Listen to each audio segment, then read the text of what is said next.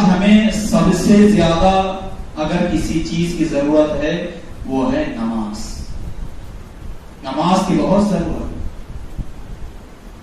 آپ اور فرقوں کو دیکھیں تو ہمارے سے آگے وہ لوگ نمازوں میں پابندی ہے، مگر ہمارے مذہب میں یعنی ہمارے اہل سنت والجماعت میں سب سے زیادہ ہم لوگ نماز سے پیچھے ہیں. اگر نمازوں میں ہم کو اگر تولا جائے تو زمین آسمان کا فرق رہے گا. مگر نماز یہ اللہ کی عبادت تو بے شک ہے، مگر ساتھ ہی ساتھ میں ایک بات کہوں گا کہ یہ عبادت نماز خدا کی عبادت ہے، خدا کی بندگی ہے، مگر یہ نماز حضور صلی اللہ علیہ وسلم کی سنت ہے، نبی کی سنت ہے. تو محترم سامعین، تو آگے آپ کو پتا چلے گا کہ نبی کی محبت کیا ہے، نبی کی چاہت کیا ہے. تو خدا جو بھی اعمال ہیں، نماز، روزہ، حج، زکات، فطرہ، خیرات، جتنے بھی اعمال ہمارے اسلام میں ہمارے مذہب میں ہے، تمام اعمال میں محبت رسول رہنا ضروری ہے. بغیر محبت رسول کے کون سا بھی عمل اللہ رب العزت اپنی بارگاہ میں مقبول نہیں فرمائے گا.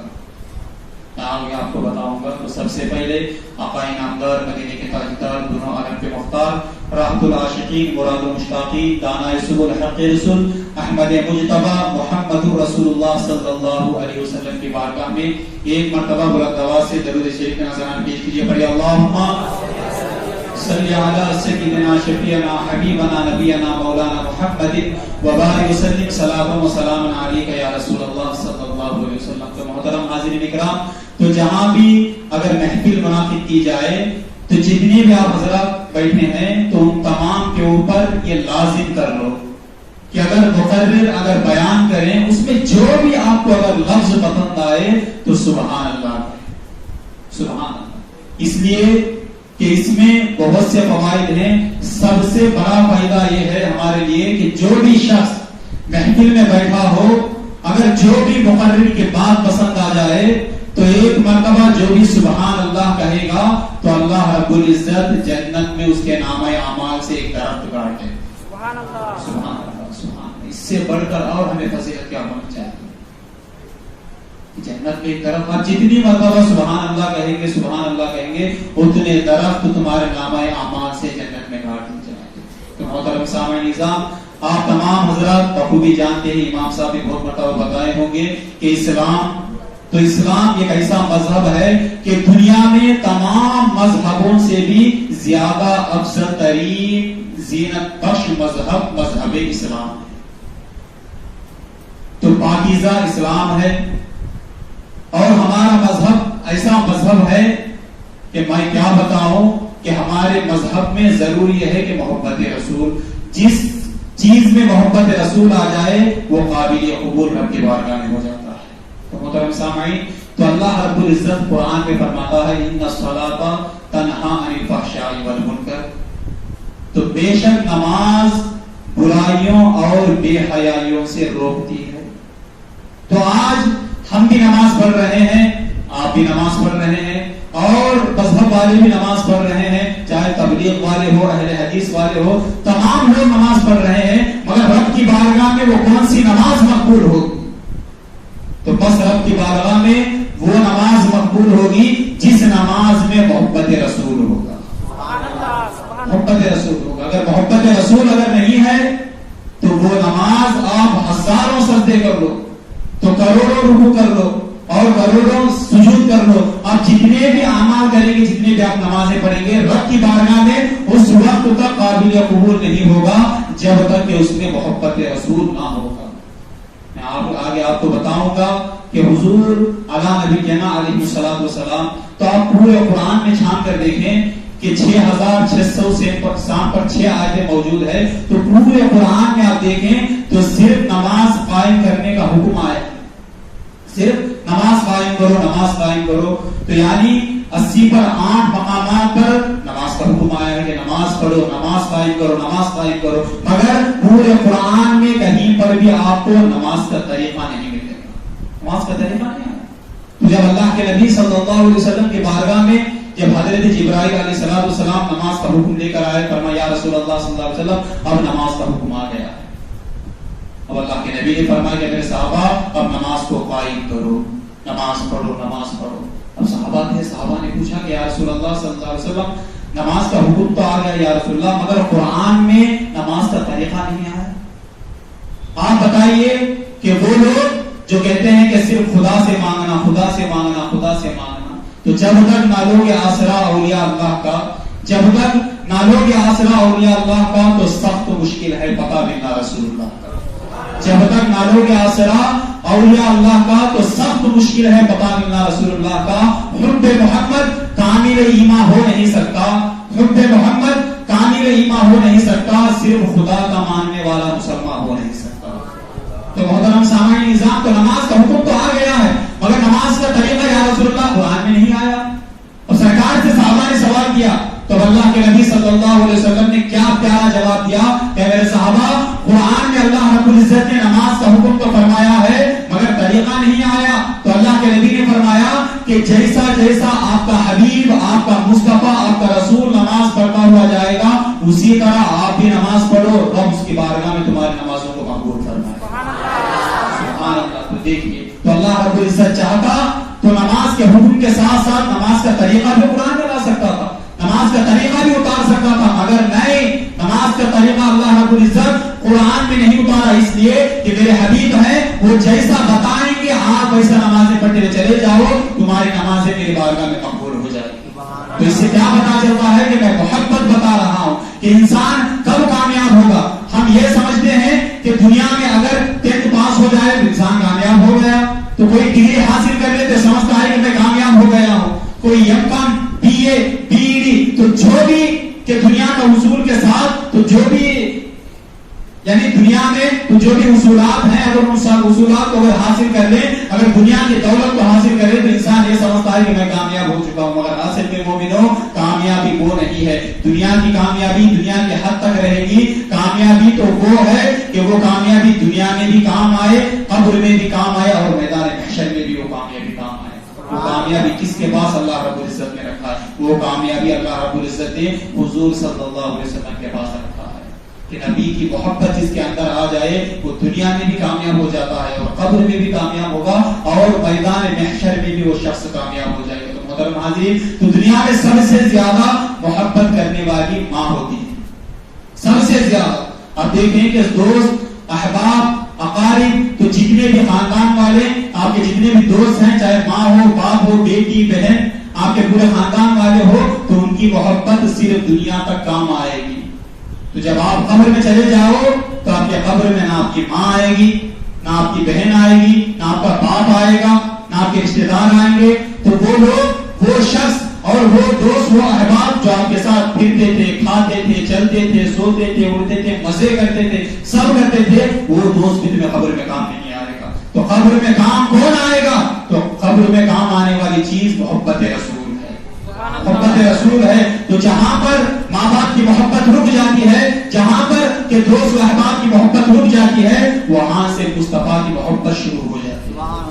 محترم سامعین، تو ماں باپ کی محبت رک سکتی ہے مگر نبی کی محبت نہیں رکتی۔ نبی کی محبت اگر آ گئی تو وہ محبت دنیا میں بھی کام آئے گی اور قبر میں بھی کام آئے گی اور میدان محشر میں بھی وہ محبت کام آئے گی۔ تو محترم حاضرین، تو دنیا میں نماز پڑھی جاتی ہے تو نماز میں خلوص و خشوع بھی ہونا چاہیے اور اس کے ساتھ ہی ساتھ اس کے اندر محبت رسول بھی ہونا چاہیے۔ تو آئیے میں آپ کو بتا دوں کہ امام صاحب جب کھڑے ہو کر اللہ اکبر بول کے جب رکعت باندھتے ہیں، جب سورہ فاتحہ، جب سب کا سورہ، اب رکوع میں چلے جاتے ہیں سبحان ربی العظیم، سبحان ربی العظیم، جب سجدے میں چلے جاتے ہیں سبحان ربی الاعلی، سبحان ربی الاعلی، سبحان ربی الاعلی۔ تو اس میں بھی اللہ رب العزت نے نبی کی محبت کو رکھا ہے، اس میں بھی نبی کو محبت کو رکھا ہے، اہل بیت کی محبت کو اللہ رب العزت رکھا ہے کہ جب پوری نماز ختم ہو جاتی ہے، جب بندہ کھڑے ہو جاتا ہے اللہ اکبر کہہ کر، کہ جب وہ ضم کا سورہ بھی پڑھ لیتا ہے، سورہ فاتحہ بھی پڑھ لیتا ہے، کہ سبحان ربی العظیم بھی ختم، سبحان ربی الاعلی بھی ختم،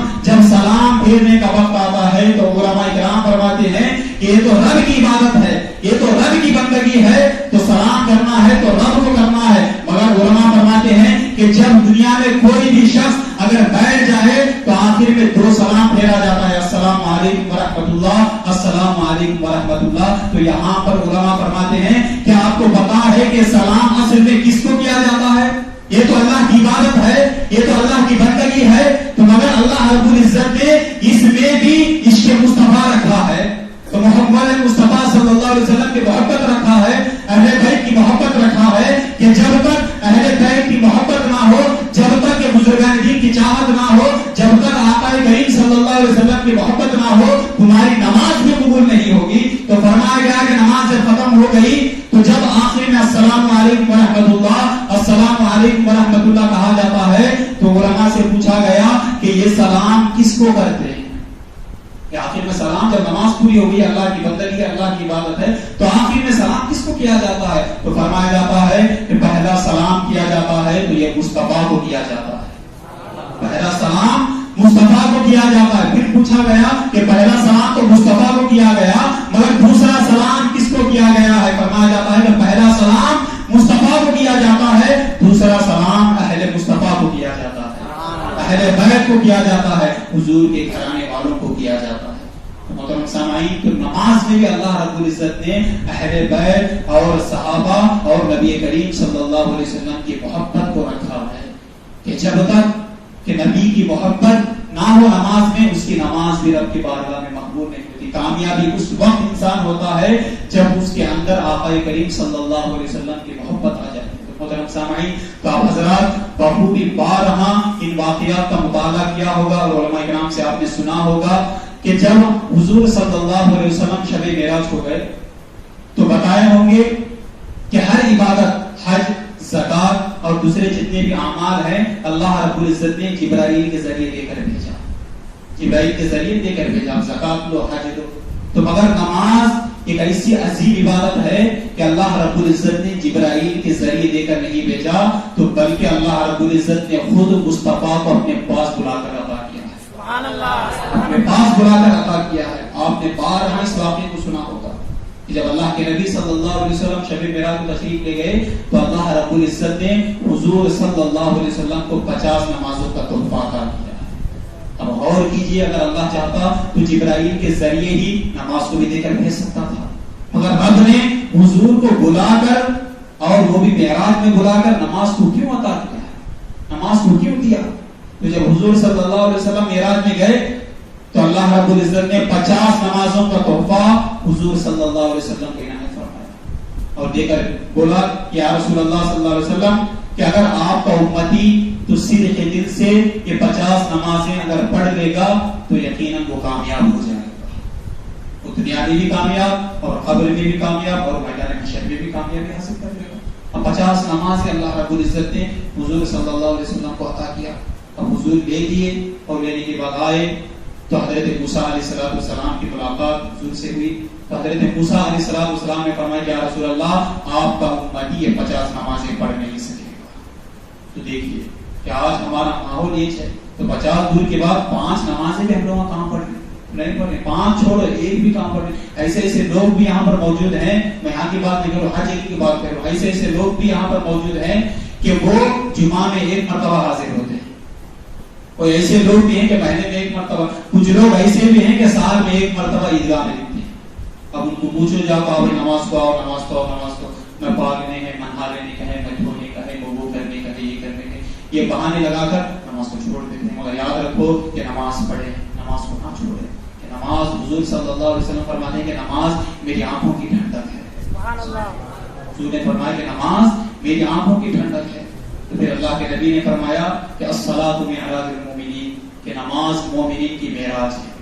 جو لذت اللہ کے نبی صلی اللہ علیہ وسلم نے خدا کا دیدار کرنے کے بعد وہاں پر جو حاصل ہوا چہرے کی زیارت، تو وہ اللہ رب العزت جھلکیاں نماز میں رکھا ہے، نماز میں رکھا ہے کہ جو بھی بندہ مومن کہ نماز پڑھ لیتا ہے خشوع و خضوع کے ساتھ تو اللہ رب العزت کا دیدار اسے ہو جاتا ہے۔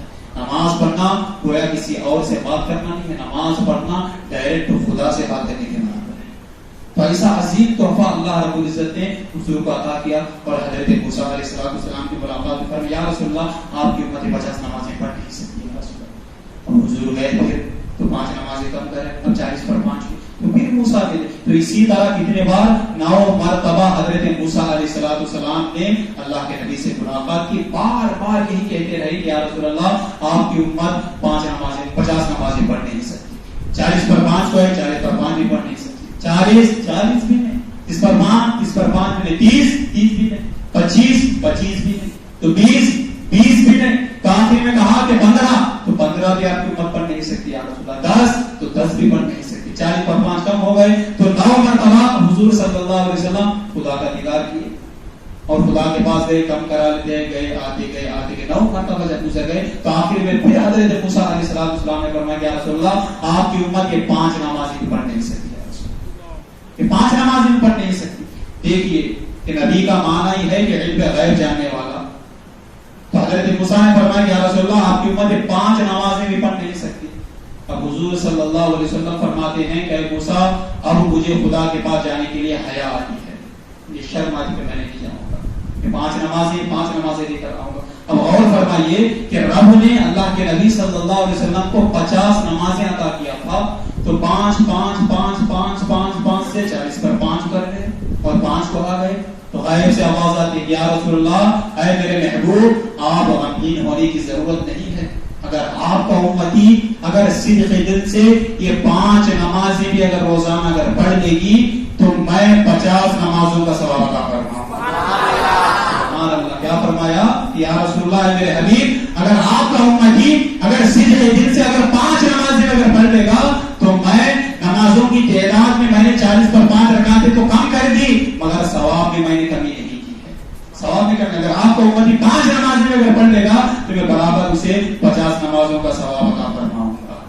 ایک ایسی عظیم عبادت کہ نماز ہے, تو ایسے نماز سے ہم لوگ اتنا دور ہیں کہ میں کہہ نہیں سکتا کہ کتنے دور ہیں. تو حضور فرمائے کہ نماز میری آنکھوں کی ٹھنڈک ہے, نماز مومنین کی معراج ہے.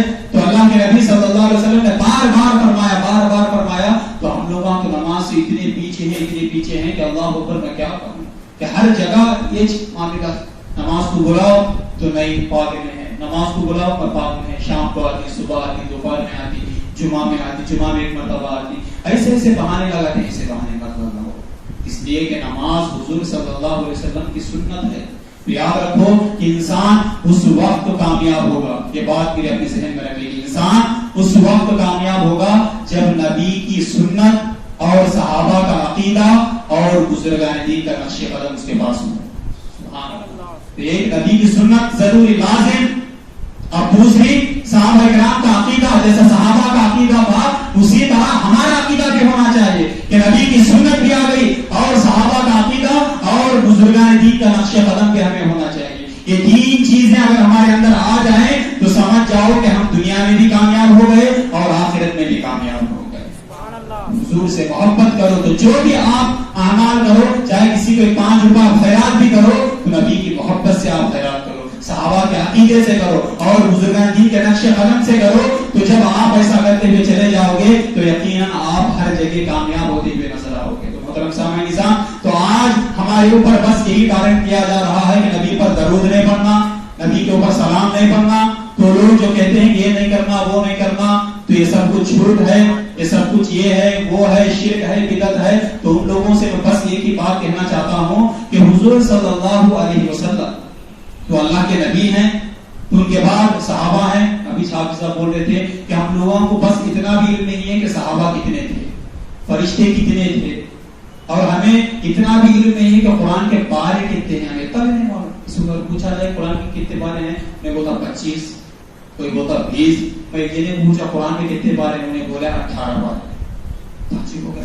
اور ایک کو پوچھا کہ قرآن میں کتنے پارے ہیں, انہیں بولا 40 پر 3 پارے ہیں. بولا ہمیں اتنا بھی علم نہیں ہے کہ میں قرآن کے پارے کہتے ہیں وہ بھی نہیں معلوم. میں بولا کہ نمازاں تو کہتے کم سے کم تو بہت دن میں. اب انہوں نے بولا کہ 5 نمازاں 8 ہے. بولا کتنے 8 نمازاں. میں بولا 8 نمازاں کون سے میں بولا فجر ظہر ابھی کو سے وہ یہ پورے تعداد ملا کو 8 نمازیں. میں بولا کیا ہے نمازوں کی تعداد نہیں معلوم, کتنی نماز ہے یہ بھی نہیں معلوم لوگوں کو. تو بس اتنا تو بتا کہ بھائی آذان کے بعد کیا دعا کی جاتی ہے. میں بولے نہیں معلوم, جو بھی پوچھو نہیں معلوم.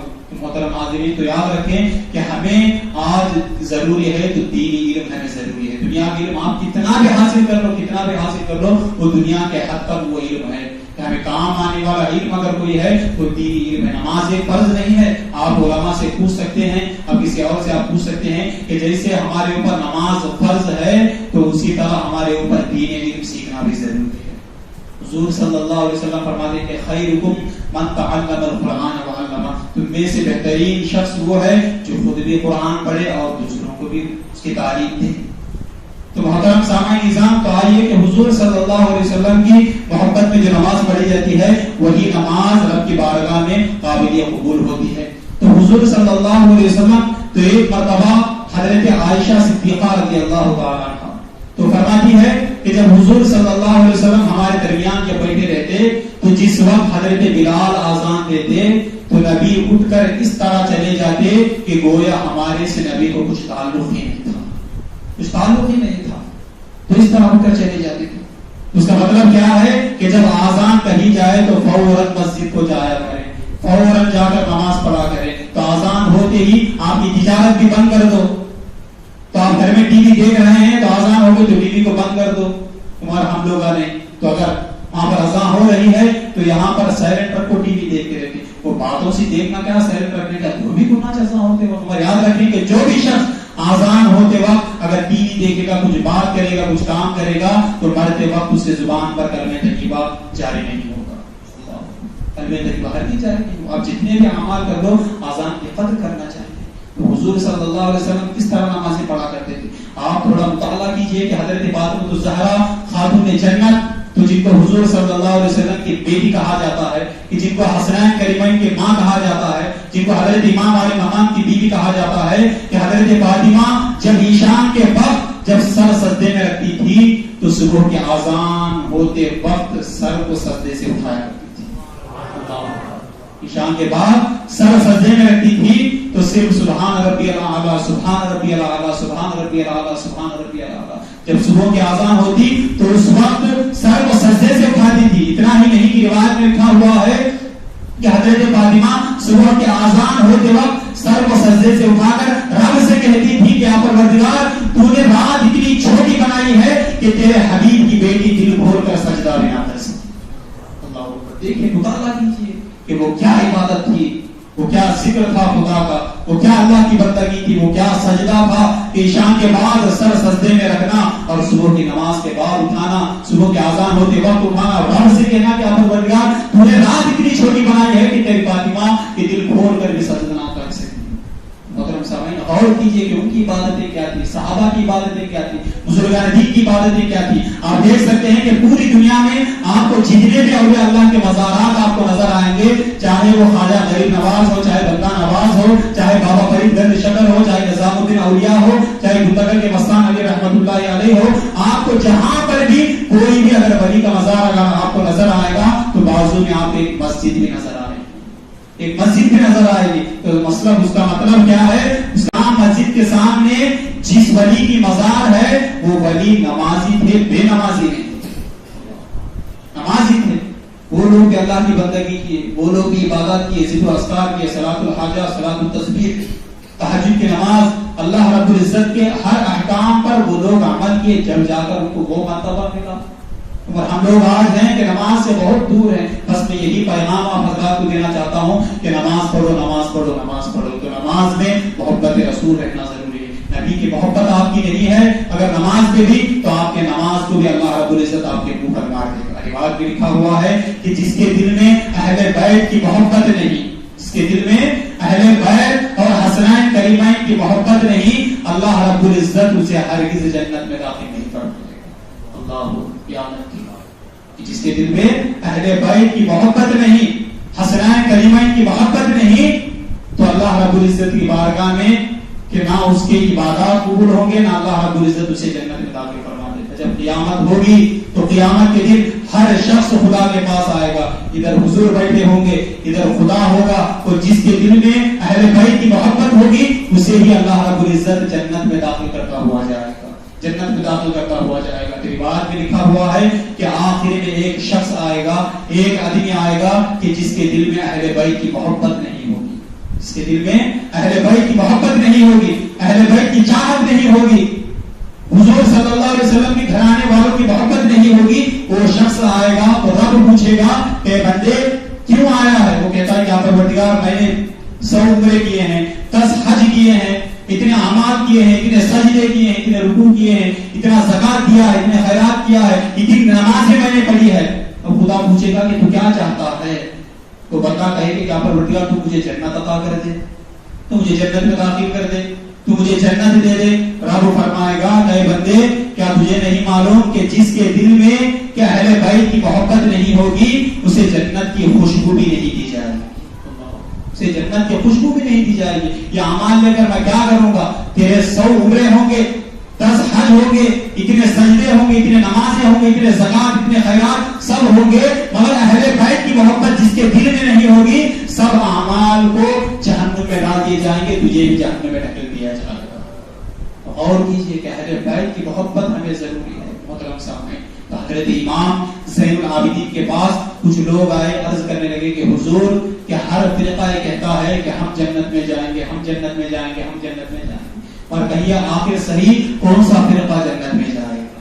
ان سے پوچھیں حضرت امام زین العابدین سے۔ اب حضرت امام زین العابدین کیا ہی پیارا جواب دیتے ہیں کہ قیامت کے دن وہی فرقہ جنت میں جائے گا۔ یہ بات آپ ذرا ذہن میں رکھیں کہ وہی فرقہ جنت میں جائے گا۔ اب حضرت امام زین العابدین یہ نہیں فرمایا کہ نمازیں پڑھنے والا جنت میں جائے گا، حج کرنے والا جنت میں جائے گا، عمرے کرنے والا جنت میں جائے گا، زکات ادا کرنے والا جنت میں چلا جائے گا، کہ اللہ کی بندگی کرنے والا جنت میں جائے گا۔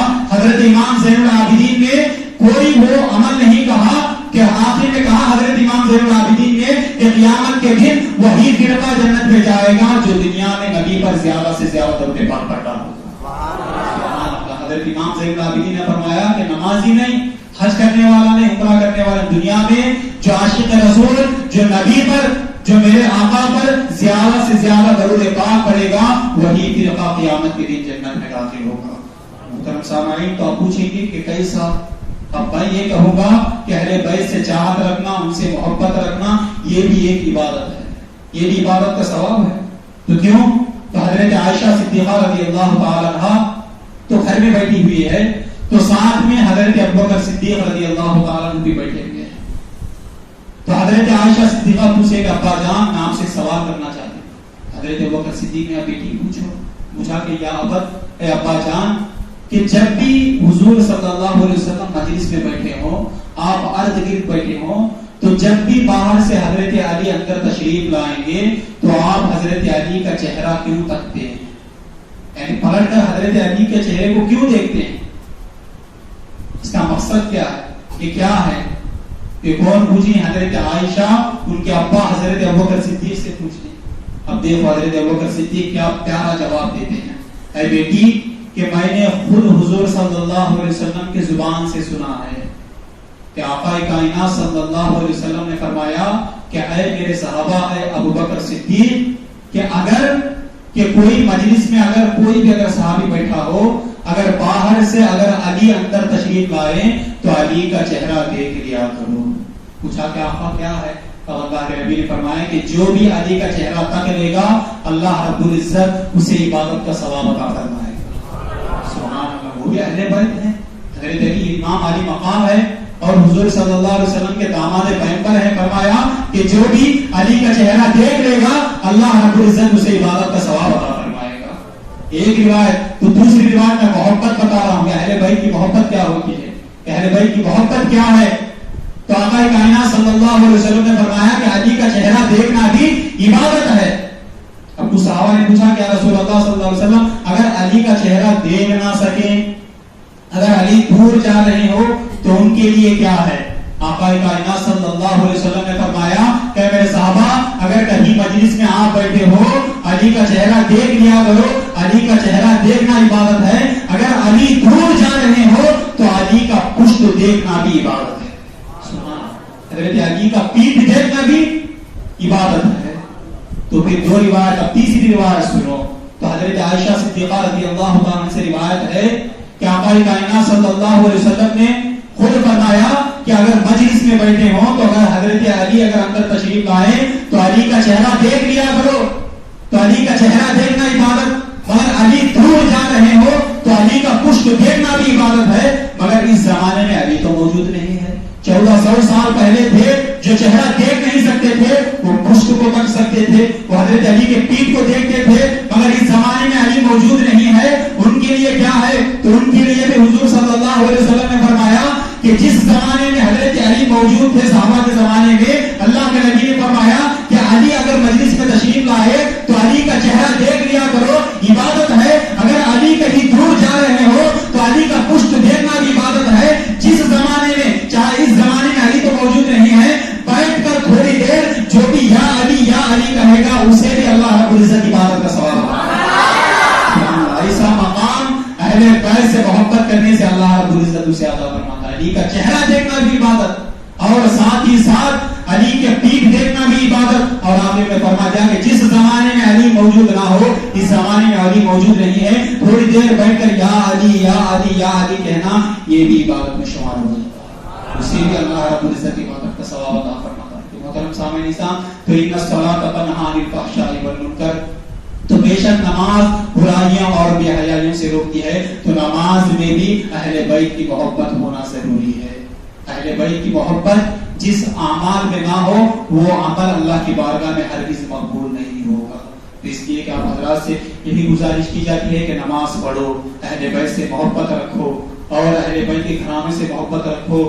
تو اور جتنے بھی حضور صلی اللہ علیہ وسلم کے گھرانے والے ہیں ان سے ملتے رہو, جھولتے رہو, اس لیے کہ ان کا چہرہ دیکھنا بھی اللہ رب العزت نے عبادت فرمایا ہے. عبادت کہا ہے, اللہ کے نبی نے عبادت کہا ہے.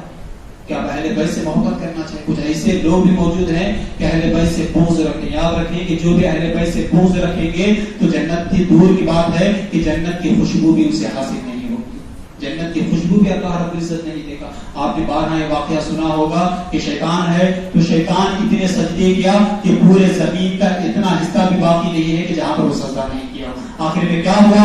تو اس کے پاس سجدے تھے, سب کچھ اس کے اعمال تھے, مگر آخر میں اس کے پاس کیا نہیں تھا؟ نبی کی محبت اس کے پاس موجود نہیں تھی. نبی کی محبت میں ہے تو شیطان کے اتنے کروڑوں سجدے رب کی بارگاہ میں مقبول نہ ہو سکے تو ہمارے ٹوٹے ٹوٹے سجدے رب کی بارگاہ میں کیسے مقبول ہو سکتے؟ اہل بیت سے جڑ جاؤ, اولیاء کرام سے جڑ جاؤ, تو نبی کی سنت اور صحابہ کرام کا عقیدہ اور بزرگان دین کا نقش قدم پر آپ عمل کرو تو یقیناً اللہ رب العزت ہمیں دنیا میں بھی کامیاب کرے گا اور آخرت میں بھی اللہ رب العزت ہمیں کامیاب کرے گا. رب کی بارگاہ میں دعا ہے یا الہ العالمین جو کچھ میں کہا ہوں, جو کچھ آپ حضرات سنے ہیں, سب سے پہلے مجھے آپ کو صدقے سے عمل کرنے کی توفیق عطا فرما. یا پروردگار تیرے حبیب کے صدقے میں ہم تمام کے صغیرہ اور کبیرہ گناہوں کو معاف فرما. یا پروردگار ہم تمام کے اعمال کو تو اپنی بارگاہ میں مقبول فرما. یا پروردگار اسی طرح ہم تمام کو مولا اہل بیت سے محبت کرنے کی توفیق عطا فرما. تیرے حبیب پر مولا درود و سلام پڑھنے کی توفیق عطا فرما. یا پروردگار میرے کچھ کہنے میں سننے میں مولا اگر کچھ غلطیاں ہو گئی ہوں تو تیرے حبیب کے صدقے میں ہم تمام کو اور مجھے بھی معاف فرما. تو آخر دعوانا